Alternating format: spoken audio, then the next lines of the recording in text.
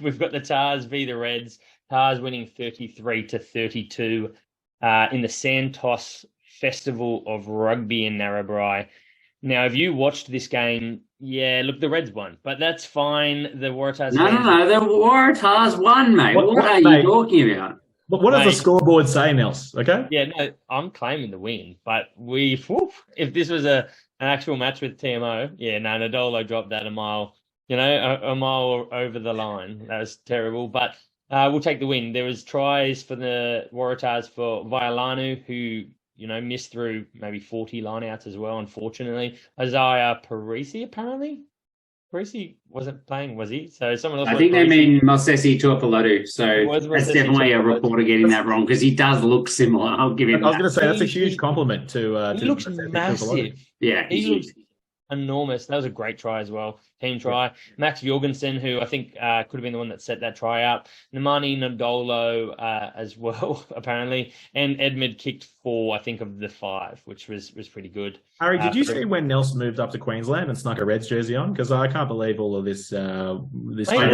I mean, honestly. We'll give it to him now. Ndolo knew exactly what he had to do, and that is get slightly close to scoring a try because there's no TMO, mate. In real Super Rugby, he would have put that down with one hand, pointing to the camera, pointing to the TMO, going, award that.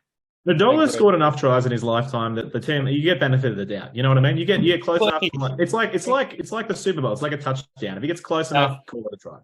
Huggy, we might have to mute your mic. We're trying to get through so we can get to the hot shit, mate. The Reds, they had a pretty good outing themselves.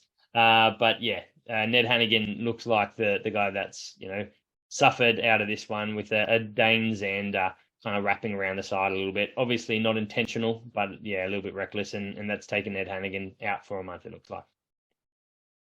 Excellent. And did you both watch the game? Was it a good game? I haven't watched it yet. I really enjoyed it, and the speed of both teams and some of these young players, Max Jorgensen and Tom Liner, absolutely brilliant. Tajan Ammon was pretty good as well. But geez, Max Jorgensen, if he gets thrown in as an 18-year-old, he will look comfortable, and that's very, very scary. He works very hard off the ball as well. Yeah, I'm just going to put it out there. The Waratahs have a rolling maul in 2023. The new souped-up forward pack. 2 rolling maul tries, mate. Brumbies V buy it if Vailanu is throwing the line out because he had about 10 attempts. You've been ragging on him so bad. I watched the first half. I don't think I saw him miss one. I think he missed one. Let's move on. So the Brumbies versus the Rebels, the image that was up there, 35-33, the Brumbies got over the Rebels, but much closer than we expected. Ikitau scored 2 tries. Corey Toole got 1. Pincus got a first half double. He only took the field after Ray Nu'u came off with a knee injury. So we're waiting to hear an update on exactly what he's done. And Carter Gordon also limped off after 60 minutes, but I think it was a sub. So we're hoping that that's nothing too serious. Don't have the full scorecard there, but there's a brief summary of the players that you want to know about. And I should just say the Brumbies got out to a lead. The Rebels clawed back and then took a strong lead. And the Brumbies had to really pull it out to make sure they won the preseason match. So probably much more competitive than I expected, to be honest. How good. Excellent. And that one's not available to watch on Stan or anything, is it? You have to find that one on YouTube, maybe. There's just some highlights on Twitter. Sweet as. Well, check our Twitter account, at Draft Rugby, to find those.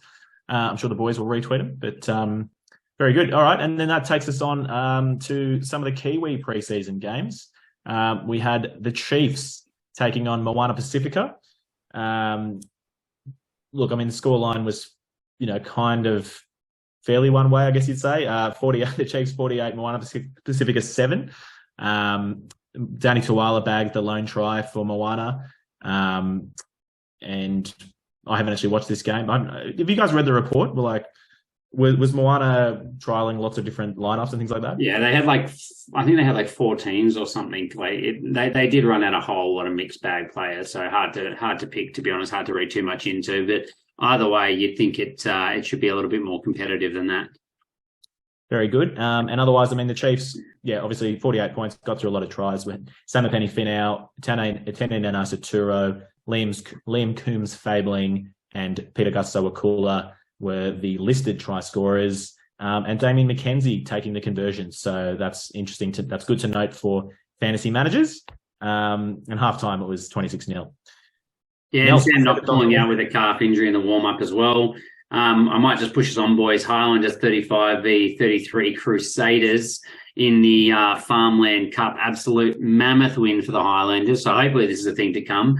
Tries from Gregory Lowe, Withy, and Jack Taylor, probably the try of the game. The boys were down, the Highlanders, and he chipped ahead from about 50 out, accelerated through a hole, chipped ahead, and then outpaced a couple of reserves from the Crusaders to score the match-winning try. So one you got to get onto Twitter and look at, and he's going to earn himself another mention in this podcast based off that alone.